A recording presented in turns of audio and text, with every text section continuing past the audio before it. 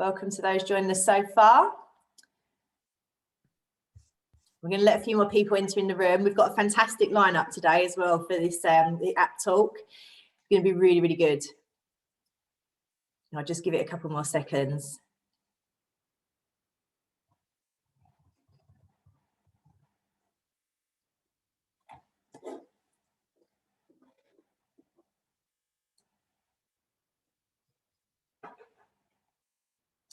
So the chat function is available and also the Q&A boxes as well. Please interact with the Q&A and the chat at any time.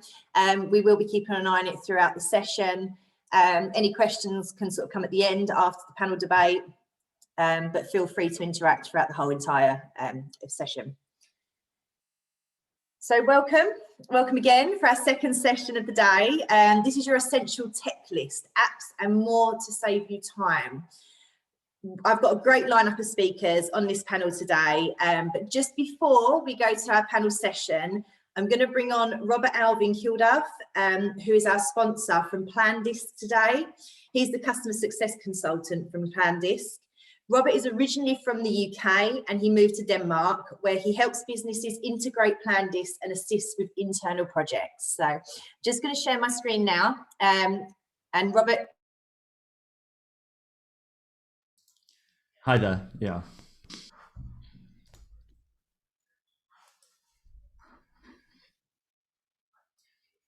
Okay, super.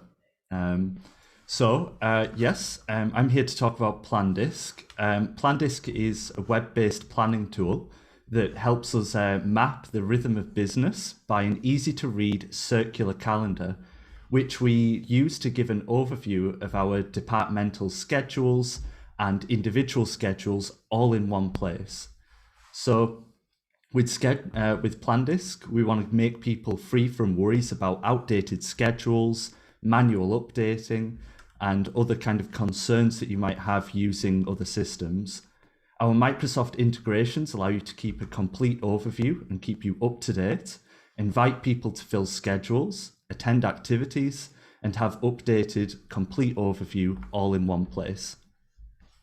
PlanDisc helps build transparency, allowing you to share complete or isolated scheduled views with other organisers and stakeholders. It allows you to update shared PlanDisc scenes by those you permit, so you can invite people like stakeholders or other organisational people to add their calendars to PlanDisc and give a near real-time updated view of your calendar of activities. You can share this, allowing you to give precise, limited views to the people that you want, allowing you to share an overview of activities, scheduling conflict issues that might show up, all with a bird's eye view. We want to help break down communication barriers, seeing busy periods. We want to combine updated calendars and give you the view that you need. And that's all achieved through our integration with Outlook and Teams, allowing you to show your integrations, your schedules, any schedules of people you need to present to the people that need to see them in near real time.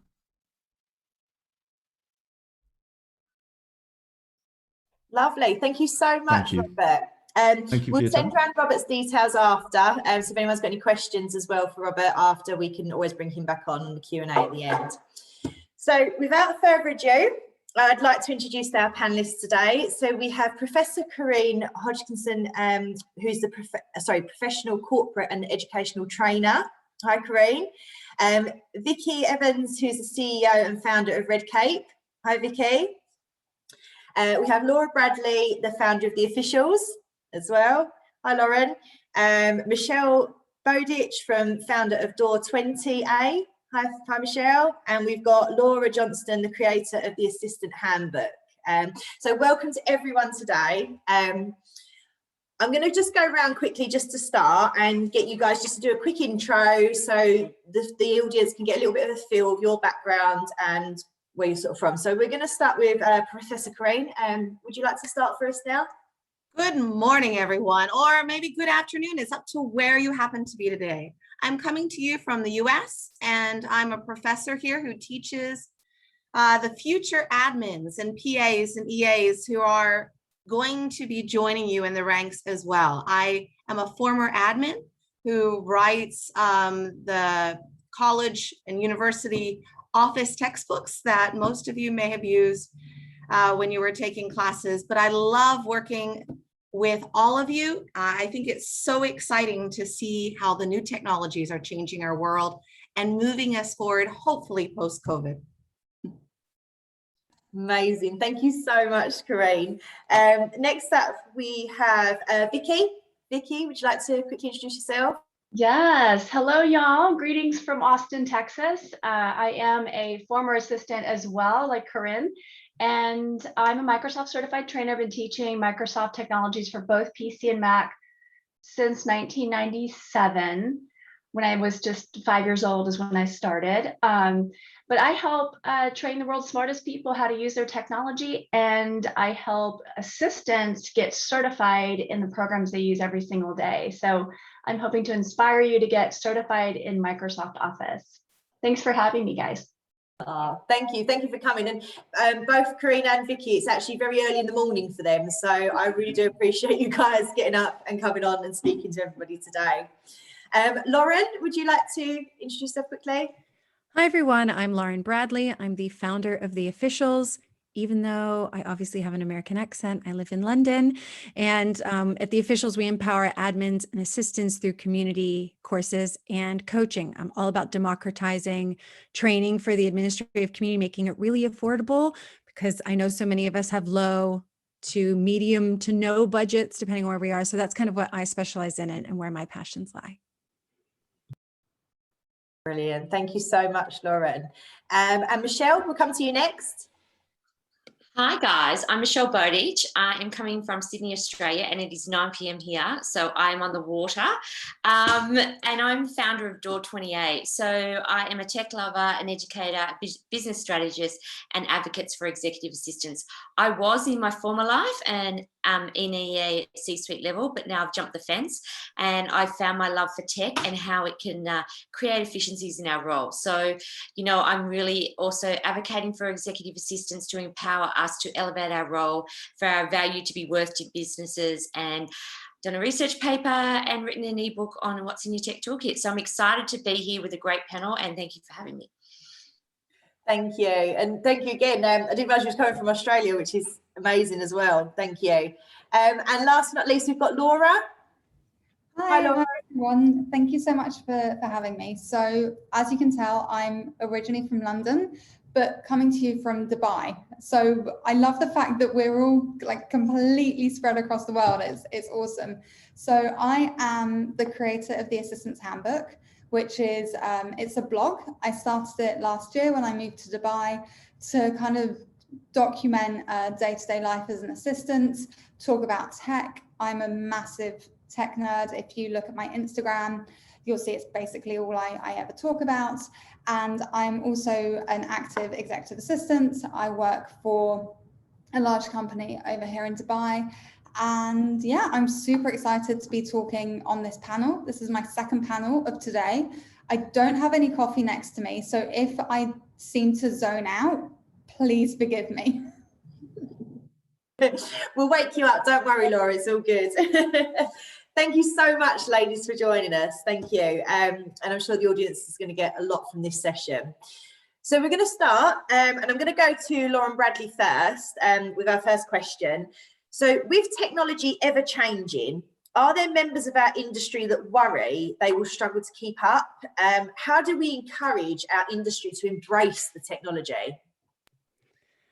So I would love to ask the people that are here, who feels, what is your comfort level with tech? Are you tech averse, pretty right in the middle, or are you like tech nerd, like so many of us have described ourselves as? Like I literally, like Laura, especially Laura and Michelle, like we text each other, oh, did you hear about this update? Or, oh, Notion's doing this, or Asana's doing this. And now I've got 2 new friends to do this with as well, which is really exciting. So tell me kind of where you are. But I meet a lot of people through my mentorship program who are tech averse. And I think they're aging out of tech, that they feel like they're being left behind. Maybe they were in a Microsoft company for 15 years and they are afraid to switch to a startup or something that's in Microsoft. And they're worried. And they're like, I'm worried I can't keep up. I don't know how to use different things. I just wanted to, my point here today is to say, embrace it. Tech is actually getting easier and more intuitive. It's not like when you would be given a big, huge textbook on your desk about Microsoft, the way it used to be. Microsoft much better now, but the way it used to be when it first came out, it's like a big textbook, your whole desk would shake, your coffee would spill. It was terrifying. It's a very feature-rich program. But when you see these new apps like Sortly is a great app that helps you with office management. You can even use it if you're putting stuff in your attic or your loft. Take a picture of what's in the box, label it. It prints out a little label with a QR code. So next time you want to know where your stuff is, you just scan the QR code. It's super simple. It solves one problem. It solves one MVP, minimal viable product, the one thing that they're trying to solve. And it's super intuitive and easy to use. Take a picture, put in what it is, it prints out a label, done. Tech is getting super duper easier. And anything I can do as an assistant to make myself redundant or make my life easier, like I want to be the lazy assistant, I'm totally okay with that. Tech is here to help you. Apps are here to help you. So if anyone is out there is averse, please know that it's getting easier. That's my thing on that. That's brilliant. Thank you so much, Lauren. Thank you. And there's quite a few chats coming in as well. I mean, people are saying that they love technology. Others are saying they're sort of in the middle. So that's great. I mean, you guys keep chatting away in the chat box and we'll come back to that sort of at the end. I'm going to go to Laura next. Same question to you. With our members in our industry worried they might struggle to keep up? So I'm going to reframe the question a tiny little bit, because I don't necessarily think it's a question of keeping up with tech, because as Lauren said, we now look at MVP. There's one app to be able to do one thing, and it does it really well and really simply. So it's not really keeping up anymore. It's more finding what works for you and then diving really, really deeply into it. So let me give an example. I hate PC. I cannot work on a PC because I've always worked on Mac. And I know that I am 100% more effective if I have Mac, because I've got my shortcuts set up, I've got my trackpad set up, and I just prefer the interface. Having said that, I'm still aware of how to use Windows, obviously, because depending on the different company I'm going to go into, I might need to have a Windows PC. When I started in my current company, I was given a PC. I lasted for 2 weeks and I was like, I'm really sorry, I have to go back to using Mac. But I still understand the basics and I can still, in a pinch, work very happily on it. And I think that's, if we look more broadly, that's the way that you should approach tech. You don't need to understand how everything works. You just need to have a very broad understanding of what's out there, what's available, and how you could apply it if you wanted to. Rachel made a really good point in the comments that she has to wait for her leads to use tech. That's important, but also as assistants, our role is to be like, look at this thing will make your life easier, and then advocate for it and become the thought partner when it comes to tech in our business. Thank you, Laura. We're going to come to Corinne next. Corinne, what's your thoughts on the topic? Oh, I love this topic. I know we've all feel frustrated at times. I'm a grandmother of 6 children. So I think, over life, sometimes we see so much come in and out. And if you've done this for quite a while, sometimes you just feel overwhelmed. But I think each day, first of all, we need to make a little time for ourselves to maybe pop into YouTube and maybe watch a new video on what spectacular new cool tool that we might use has come out. Pop on the headsets even, really take a moment for yourself. I think in all of this, I think what's most important is even collaborating. And in fact, real quick, everyone in the chat, I know we're sharing our favorite new technologies, but what new little item, if you don't mind mentioning, has really excited you lately? And what I want you to do is write down what everyone has said. And then if you want, go look at that at YouTube a little later on, watch a quick video, see if that would fit in your framework. Make sense? Let's do it, everyone. Brilliant. Thank you so much, Corinne. Michelle, over to you. So I think the thing that I first want to say to the audience is, and you know, there is a lot of discussion about it, and prior to COVID there was, that AI and tech is not going to replace our roles. And that is an important fact. So we need to ensure that we haven't got that mindset that if I learn a new piece of technology, am I going to lose part of my role? The answer is purely no. What technology is going to allow us in our roles to create efficiencies and iron out those bugbears that are really, really annoying it. So it could be something like automating our expense system to talk to our Amex and our Qantas and our Uber apps, and, you know, make that process run easier. So we're not there photocopying, well, we're not in the office now, but we're not there standing here photocopying receipts, uploading them, spending all that clunky time.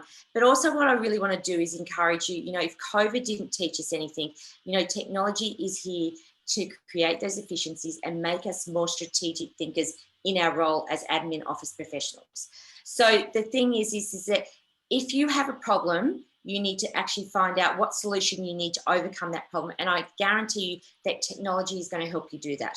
And then once you know what you're trying to solve, you know, just don't go out and find an app or a piece of technology that the Kardashians are using or someone said you must use it because it's the hottest thing on the market. Actually find out what it does and then ensures that it integrates with your current operating platforms, because there is no use integrating a new piece of technology into your business or your role if it doesn't talk to any of your other platforms. So they're probably my, you know, let's embrace technology. If you haven't embraced it, I mean, I don't know an assistant that didn't embrace it in 2020, but what happened is we got thrown in the deep end. So now the time is to think about, I'm using 10 different platforms. Do I actually need all these 10 platforms? And can I reduce back? And how am I going to remain being consistent in that role? Brilliant. Thank you, Michelle. Vicky, just before we come to you, I know a couple of people are having some issues with the chat function. If you're messaging in the Q&A box, it will only come to us panelists. But if you go to the chat function and you click 2 and it says all panelists and attendees, it should have that grey box. If it hasn't, then just message us again and I'll get my tech guy to look at it. But we'll carry on now with Vicky. I'll ask same question to Vicky, but we are on it, guys, just so you know. Yeah, and don't feel bad because I was just messaging the panelists thinking I was messaging everybody. So I mean, I echo everyone's responses to this question. And the only thing I would add to this is, you know, I have a team myself. I have 3 people that work with me. And one of the things I encourage, I want them all to be tech savvy and high performers. And in order to be a high performer, you have to know and embrace the technology. But we prioritize what we need them to learn. So I would suggest to all of you, especially because it's so overwhelming how much technology that's out there, and you're going to get a list of, like, I'm looking at all this, the chat and chatter here about all these different apps. And like, I want to test out everything, but how do you prioritize what to focus on? And I would actually sit with your manager, and I have a tech savvy assistant PDF I'm happy to send you guys, but it has a list of all different types of technology, and get in agreement with your manager about what is the priority, like what is the biggest challenge right now. If you're trying to reduce time and effort, or you're trying to improve efficiency, then focus on the technologies that will allow you to do that, and then master that. Teach other people. You retain more when you teach other people. So whatever you can learn, even if it's just one tip, share it with your team, and then rinse and repeat. So establish your agreed upon strategy on what the technology is that you should embrace within the organization. Master it, just 1 or 2 tips, teach other people, and keep repeating that cycle. So that's my strategy for you guys. That's brilliant. Thank you so much, Vicky. Thank you to all you guys. So moving on to the next question. This is a great one. I mean, I think you lot are going to get very, very excited about this. So what apps are you loving right now? And I'm going to start with Michelle this time. Michelle, what's your favourite ones at the moment? Favorite top. Okay, so in Australia, we are back out there doing real events at the moment. So we're doing face-to-face. This Zoom webinars, they're slowly starting to phase out, which is fantastic. I'm on tour at the moment. I'm doing 5 states in 7 weeks. But my favourite app at the moment is called Social Dot. Can I do this? So what Social Dot is because we talk about as EAs the power of connection. Well, I do talk about power of connection, community and collaboration. And you might go to an event and you're meeting so many people that you either talk to on a Zoom call, but you never really connected with them. And what Social Dot does, it works for Android and iPhones. And basically you tap the phone when you see the person. So if it's an iPhone, you tap it at the top. If an Android, you tap it on the front. And what happens is a little box will pop up and it'll pop up with all your details. So it'll say who you are, your name. Oh, and then it's going to come back in a minute. And then you choose how you want to connect with them. So it has Clubhouse and TikTok, but I'm not one, I'm on Clubhouse, but it's no use if you've got an Android phone. And 2, I'm not on TikTok. And it's got Snapchat as well. So you basically hit that button and it goes to the platform that suits you. And you've got all the connection details as well. And then if you head up the top, it has all the email, their website. And the other great thing that I like is for us as business owners, you can have customized links in there. So, you know, for example, I've got join my newsletter, I've got join this event. It is really fantastic. So this app it's an Australian-based company, but it's globally, you can purchase it. This was a lady who lost her job during COVID, and it was kind of her side hustle. Her husband lost his job, he was a coder, and they came up with this app. So it's called the Social Dot, and I love it because I'm out and about talking to people now, and I might just see someone in the corner, I say, I know you, and I just go tap on my phone, and I'm connected with them straight away. So that is my favourite app at the moment. Thank you so much, Shelley. That's awesome. I think I need one of them, definitely. Vicky, what's your favourite app at the minute? So I like anything that reduces paper or email. And so I think for the past few years, these 3 things really helped me do that. Teams definitely helps eliminate email. Nobody on my team, we never email each other on our team. So we don't do any internal email. We just go to Teams and message within Teams. So any emails that we get are typically external emails. That's number 1. Number 2, OneNote eliminates the need for paper. So like right now, these questions that you're providing us are over here on my OneNote, and all of the apps you guys are suggesting I'm capturing my OneNote instead of this notepad over here. And then finally, Microsoft Lens allows me to scan in any piece of paper. So if I did have to take paper notes, I can scan in those paper notes and it can go to OneDrive or OneNote. But for OneNote, my whole team will be able to see exactly what happened during this panel. So they can just read what's happening and then take action from there. So those are my 3: Teams, OneNote, and Microsoft Lens. I'm out. Thank you, Vicky. Thank you. Lauren, how about yourself? So one, I'm using an app right now. If you see this little logo here, it's a great program called and it allows me to do things like this to show you the other app that I'm absolutely obsessed with, which is Canva. So who here uses Canva? I love Canva, absolutely obsessed with it. I actually have a course on it coming out right now, but this is a desktop wallpaper that I made in Canva that helps organize my whole desktop. So I've got my courses. I will copy and paste the link for everybody. I've got a template. So if you use Canva, but I do all of my presentations on it. I made this slide on it, then used so you guys can see it. I got to learn my left and rights on this thing. And it helps not only create presentations, do all my social media scheduling, because I know a lot of assistants out there are either taking care of their CEO's profile or helping with the company, or just the more you learn about it, the more you can help your company and help in the marketing department and make suggestions and make your boss aware of things that they should be paying attention to.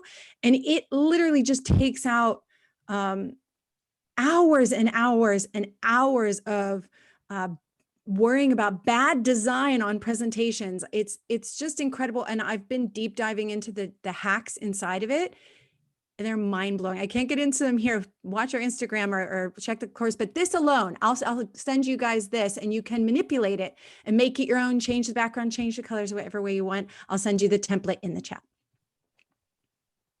Brilliant. Thank you. There's a lot of love as well for Canva in the chat box. I see everyone's going, oh, I love that one. So that's fantastic. Thank you, Lauren. I'm going to come to Laura next. Laura, what's your favorite app? So Lauren and Michelle, I'm really sorry to do this to you again. I love Notion. I'm obsessed with Notion. The reason I'm apologizing to Lauren and Michelle is they hear me wax lyrical about this app.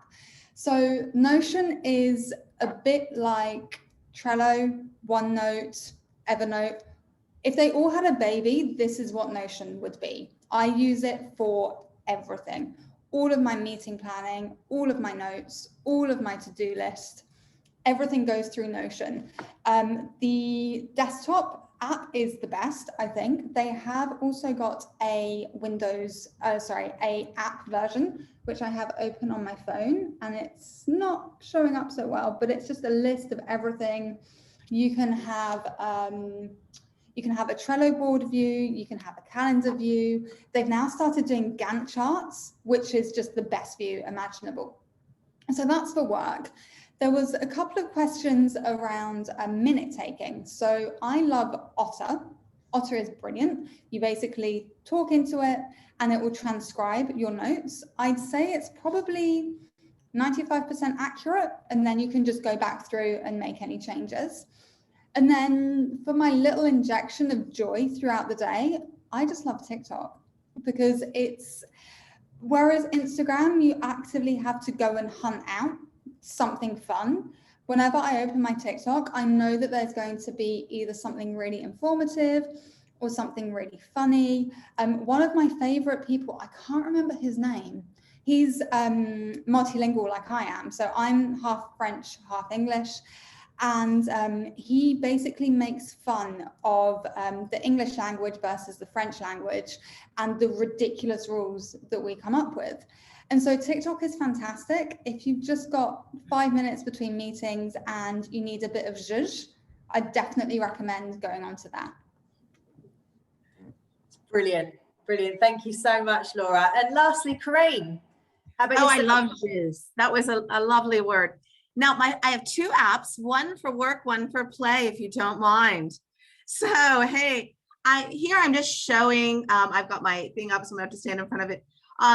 I have just regular Office app open. How yawn boring. But in the last couple of weeks, Microsoft has done something brilliant. When you download the Office app from Microsoft free to your phone, you could even be a Google user and use this. You can now tap on the bottom right-hand corner the word actions. And like Vicky said brilliantly, you know, nowadays we don't want paper. So now some of the things that it can do under actions is you can point at a sheet of paper that's got tons of tables. It now pops it right into Excel. It can scan everything. So it's like Office Lens is now inside this. It allows you to sign a PDF right here, which is always a challenge. You can take pictures and throw them into your PDF. You can even scan QR codes. You can even rehearse your PowerPoint slides, and it gives you AI advice right on this screen of how you can, you know, if you're talking too fast, I could be, or any of those things. So really, really, Office, and then click Actions. So Microsoft Office, the free app on Android and iPhone. And in the bottom right-hand corner, when you open the app, you'll see Actions in the bottom right-hand corner. Very, very new. And my second, we're all hoping that we can all travel. I'm hoping it's coming. And I know we have quite a few months in Europe and in the States to wait.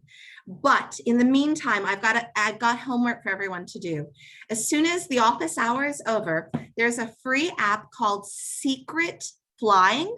I'm typing it in the app, and Secret Flying is free. what it does all over the world, it's international, type in where you're from, it will find flights that are like £100 or $200 for almost anywhere in the world. It just finds those seats that, you know, and a lot of times they're a year ahead. So if you're not ready to travel now, you can look forward. But we've got to have hope, guys. Secret fly and share it with your execs. They'll think you're brilliant. That's brilliant. Thank you. I think I'll be looking at that. I can't wait to go away again. I think I speak for everybody who is just like, let's just please get out again. Fingers crossed soon. Fingers crossed. Thank you very much, guys, for that one. We're going to move on to the next question now. So I'm going to start with Laura this time. Laura, favourite Teams hacks for saving time? So my first one is to time block. And it's not exciting, it's not necessarily innovative, but it essentially gives your brain the space to focus on one thing and one thing only, and you time box it, and then you move on to something else. And I found that really helps me save time, because I'm not thinking about a million things all at once, and then finding something that should take me 10 minutes has actually taken me an hour because I've had all of the distractions. And then my second one, and I think this is possibly my favorite thing, is just simply asking, could this meeting be an email? And I know it sounds facetious, but it is so important to look at a meeting, to look at the agenda and think, do we need to spend an hour on this? Could we instead do a pre-read? And then if we've got any questions, spend 15 minutes going through it? Or do we actually need to have a half-hour meeting? Could we do it 15 minutes? Could it just be a super quick phone call?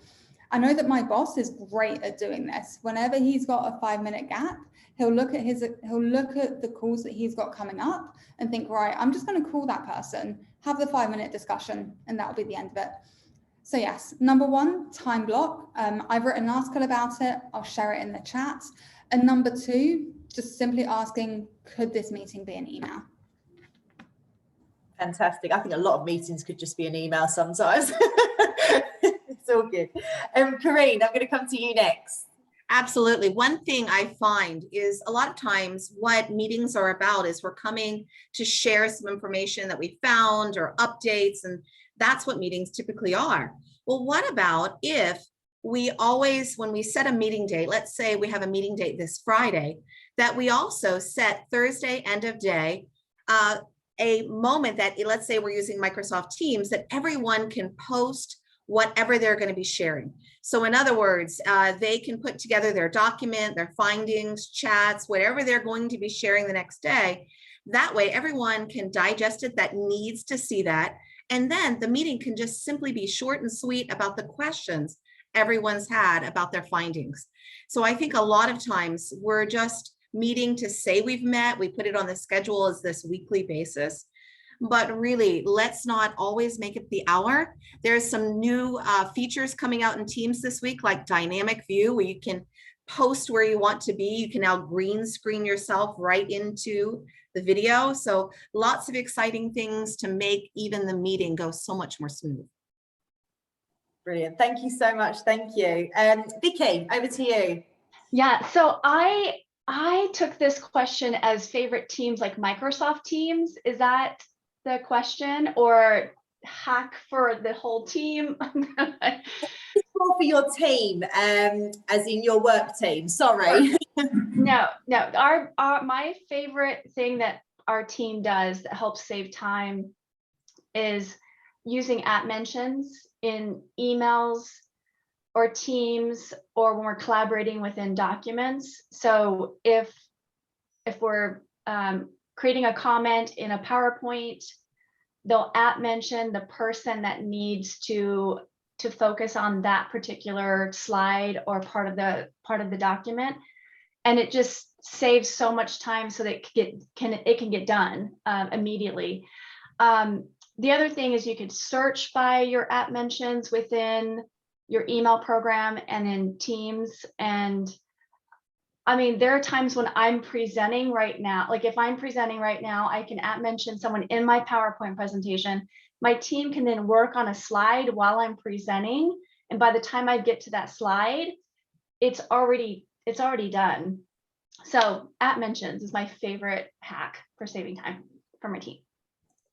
Brilliant. Thank you, Vicky. Next up, Lauren. I love that Vicky mentioned that, because I think not enough Microsoft users know that they don't have to send a document to someone. People kind of associate Google Docs and things with collaboration and being online. And I still see people shooting around, here's the Microsoft Word doc or something, instead of sending a link or mentioning them, which I think is brilliant that she brought that up. And I think that's something that it's just a mindset that we need to shift.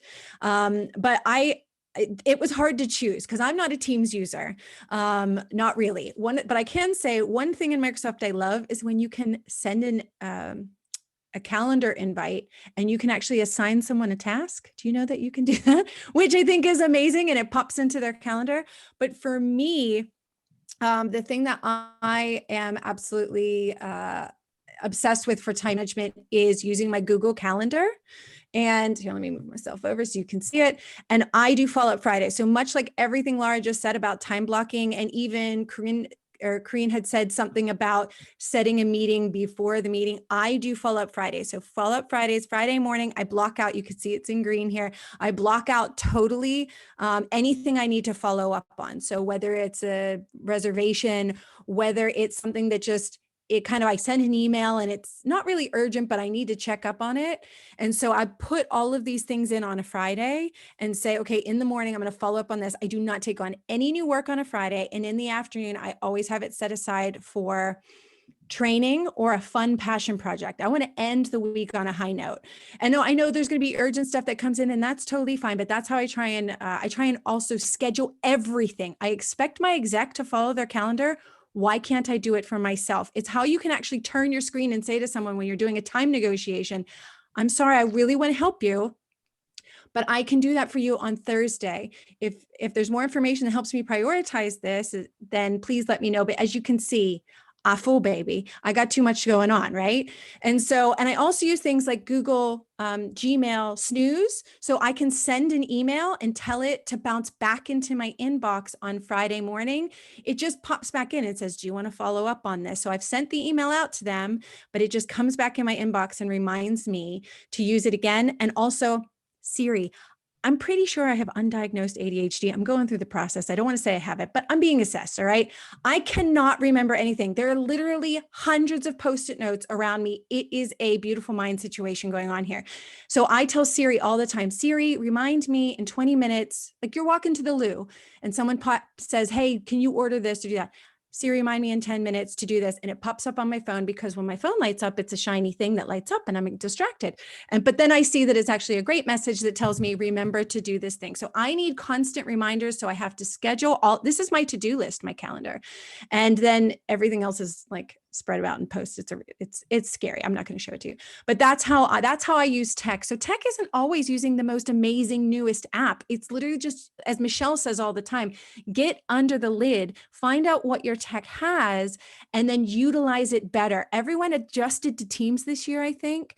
And now it's time to crack it open and find out all the amazing things within it, or within Google or whatever systems you're using. And Michelle's an expert at that. And I love that message that she pushes. So those are my things there. Thank you, Lauren.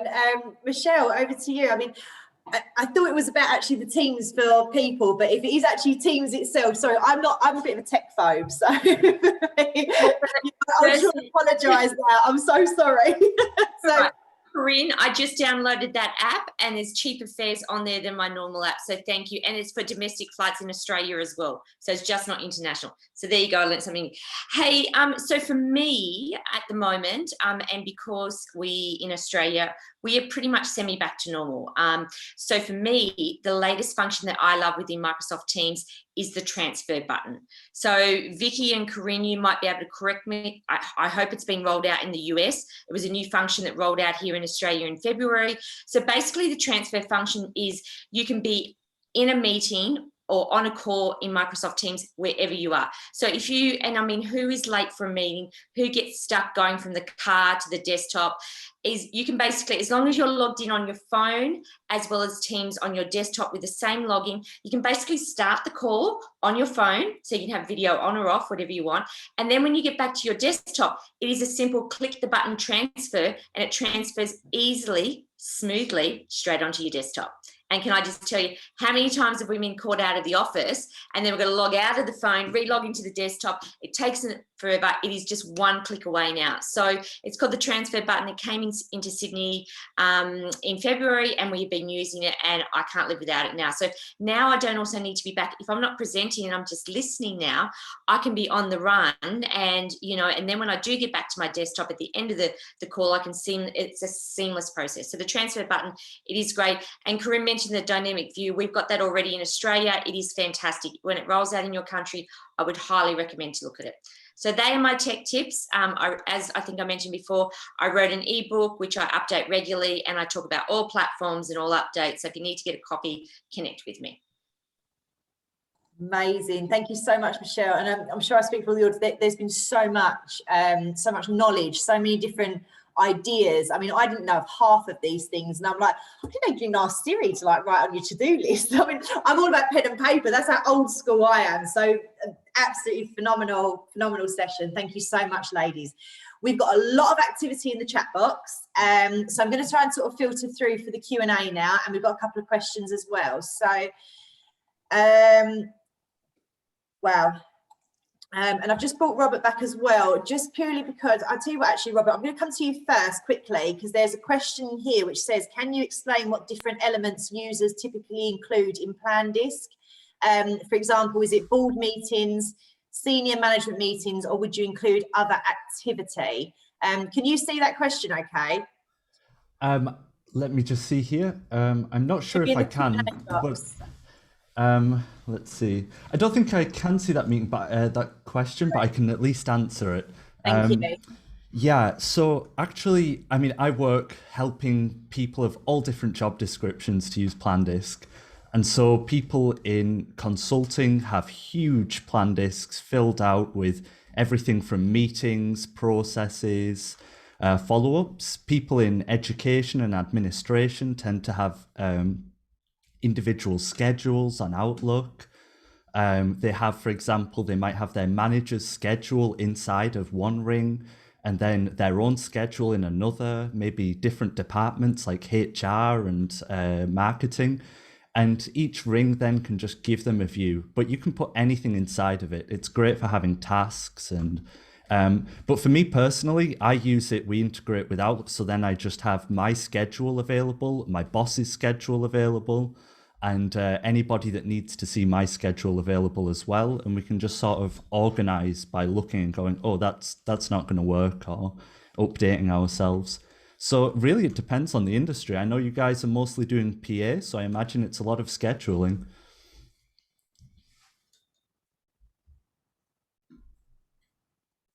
Still on mute. There we go. I told you I was tech phone. Your details will be shared after with all the attendees, along with all the panelists as well. So any sort of handbooks or anything else, any other sort of what other people are asking for that in this chat box, we will make sure that you all get that information. So I'm just sort of trying to whiz through the chat now. There was quite a lot in the beginning about where everyone's from. I mean, even down to our attendees, we've got people out from South Africa, from the USA. It's been a really, really great panel, and great attendees as well. Where are we? Sorry, I mean, if any of you guys on the panelists can see anything that you want to answer. Oh, Vicky, go for it. So while you're looking at the chat, yesterday when I met with my team, I said, hey, what are your favorite hacks in Teams? So I have 3 additional hacks that they love. So Control E or Command E if you're on a Mac to search. So if you're looking for anything, a file, a chat, anything in Teams, Control E will take you to the search box and just search. Start with that, and then you can filter the search. Control E for PC and Command E for Mac. And then Kate on my team loves pinning. No, actually it was June. June loves pinning a team channel or even a message or chat in Teams. So any channel or chat can be pinned to the very top. And then Kate loves saving chats. So on a chat, you can click the 3 dots and then save the chat. And just go to your avatar to then go to your saved chats, and you can unsave a chat once you take care of it. So those are the extra 3. Thank you, Vicky. And I've got a question here from Kerry. She'd be interested to find out if anyone out there uses a really good note-taking app. So I had replied to her because I think she uses, no, that's okay. I think she uses Microsoft. And I said that OneNote is brilliant for this. And I don't think enough people know what is capable in OneNote. And I have an amazing presentation by someone named Anna Reed. She runs Empowered Assistants, Empower Assistants, and she just presented at ExecSec Global. And I have that presentation. She's allowed me to share it with people. So I've asked everyone, anyone that wants that, email me at hello@jointheofficials.com, just to blow your mind open on what OneNote can do. And I'm not a Microsoft person, as we've established. And it's really great, but you have to work, as Michelle says, you have to work with what you have. And I think there was someone in here named Annabelle who said, I work with an organization where the IT is very strict and locked down. And I actually find this a lot with, especially with Microsoft companies, like it's security. You can see who the IT security guys always want Microsoft, right? I'm someone that asks for forgiveness instead of permission. And so I bribe IT people with cookies shamelessly. I make friends with them first. Like I make friends with them first. But then also I've had arguments where the head of IT, I mean, bad tech, like everything was slow. We were lucky we had, I mean, I'm sure they don't even have Teams at this moment, but but what I did is I brought my own iPad and I got a SIM card and I said, if you can show me how this software that we have can save me time and let me do the thing that I'm trying to do in this one, I will adopt it.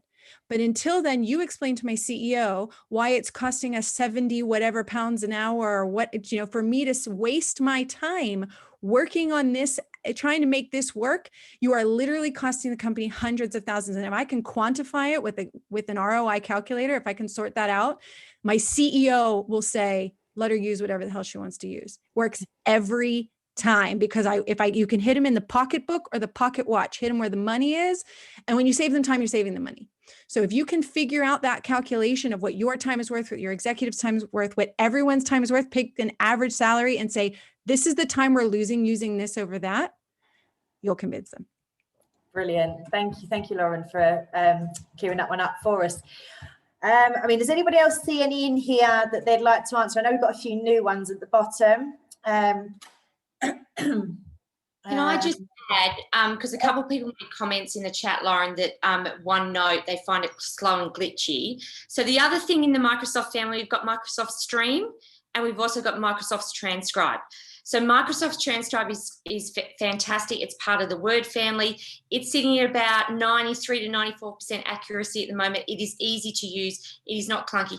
But if you're recording a meeting within Microsoft Teams, you can turn on Stream and it has a transcribe function as well. So the Microsoft family is big. Get to know all the family members, because I think, OneNote's part of it. If OneNote doesn't work for you, there's another solution, I ultimately believe, within the family.